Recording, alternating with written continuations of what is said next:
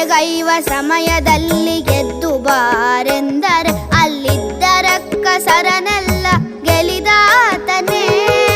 ನಿದ್ರೆಗೈವ ಸಮಯದಲ್ಲಿ ಗೆದ್ದು ಬಾರೆಂದರೆ ಅಲ್ಲಿದ್ದ ರಕ್ಕಸರನೆಲ್ಲ